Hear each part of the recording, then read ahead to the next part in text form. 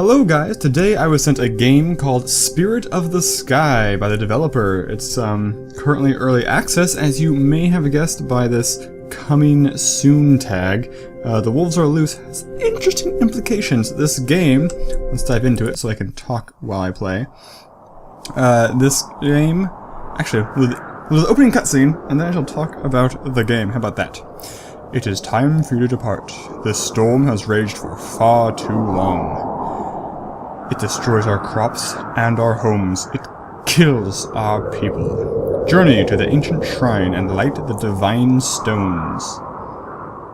Take sanctuary in the old caves to escape the deadly winds with capital DW. Appease the gods, save our people.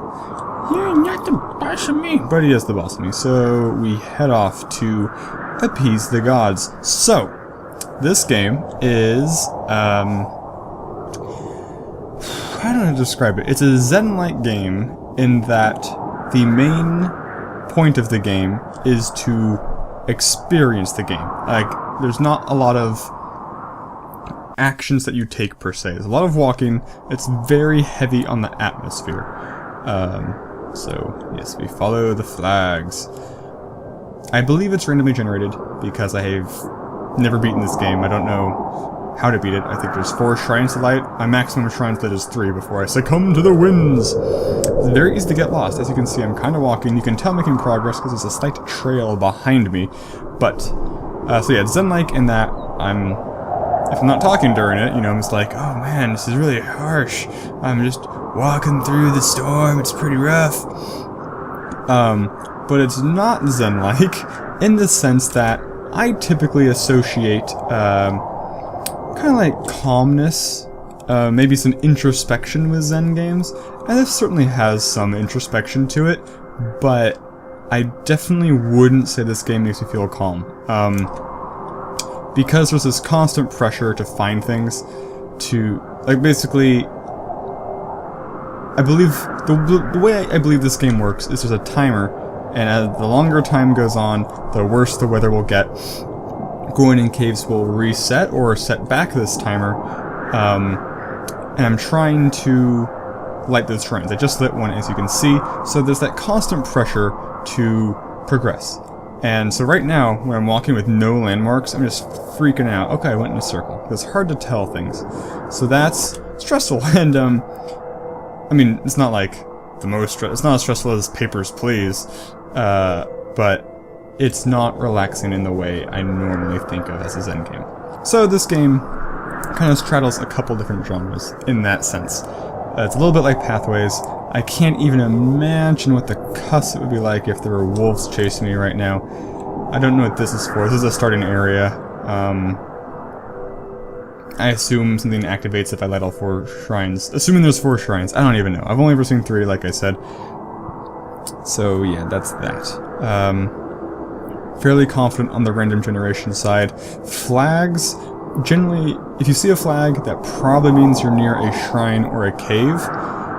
But I was thinking that if I saw a flag, I should head in the direction against the wind. Like, so over here I'd head this way. But obviously that's not the case. It's only useful if I happen to be heading opposite my current direction, which is possible. So maybe there's some path, some very clear clues that I'm just failing to pick up on. So now it's a little harder to see. Let's see if I can find a cave soon. Don't have a whole heck of a lot of control. Okay, circle. How did I go in a circle without passing through the middle stones again? This map is bananas. So okay, they're just teleported. This will happen. I don't know if that's a bug, or if it's just supposed to reflect how easy it is to get lost in the storm. Maybe that's just what happens once the storm gets too bad as you start teleporting. That would actually make kind of sense. I hadn't thought of that before. That'd be kind of interesting. It's hard to tell when you teleport though, because most of the game is spent wandering through fog like this. So that's 3 shrines, right? I'm pretty close. They teleported back here. We'll sit in the cave. I was thinking that maybe these cave inscriptions would have some sort of clue, but as of now I haven't been able to figure out any link between them. And the map, and that makes sense, because the map's randomly generated, we're assuming, and the cave paintings, while random inside of a cave, come from a subset of like 3 different possible paintings. So we're just going to head off in a different direction, which means we hopefully find the shrine, and hopefully doesn't mean we get lost to death. I wanted to do an LP of this game. Okay, we get lost to death. Not to death, found a cave, that's good. I wanted to do this game though, because you may have detected that it looks completely unlike any other game I've ever played. Sarcasm. I don't mean to say that this game is like, oh, it's so similar to other game, but I just mean I clearly have a penchant for pixely, kinda minimalistic-y games. I mean, just this past week we played Deadbolt, which is kind of like, in some ways like this. Like this has particle physics for snow, that had good particle physics for fire. And I like the way it looks. I like what it's depicting. Like as much as Banner Saga frustrated me, I really liked like the trudging through the snow. You know, we get the long, torn kind of cloaks. It's just a lot of cool stuff going on that this game also has. Okay, this is bad. Storms getting significantly worse. My foot seems to try to hurt. Is this the last shrine? We're gonna light it, and now we just have to. Oh my gosh! This is perfect. This is perfect. Perfect because I played this game for, I don't know, let's say 20 minutes. What? Was that good or was that bad that it went out? That means they're appeased, right? The gods love it when you put on raves for them. I did it, guys. So I played the game for 20 minutes and didn't beat it. Not beat it. I have returned! Your hero. The storm has ceased and the gods are pleased. For now. Thank you. We owe you our lives. Yeah, you do. I'll take yours and yours? And maybe some of yours. So I don't know that I could replicate that accomplishment. It seems fairly luck-filled and wandery.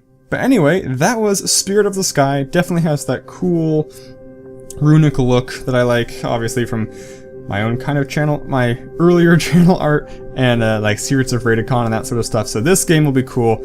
Wolves will definitely make it harder. I look forward to more features, I guess, because I don't know, I'm not sure what the game's trying to be. Like, if it's trying to just be the Zen game where you wander and the experience is like the feel of hopelessness as you're lost in the Arctic, then this game's kind of going on the right path.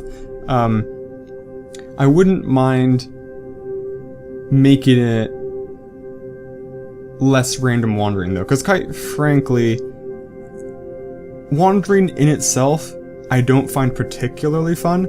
I absolutely love exploring, but one of the key parts of exploring that makes it interesting is as you're exploring, you're discovering things. Here, you do discover things, but the middle bits are just snow.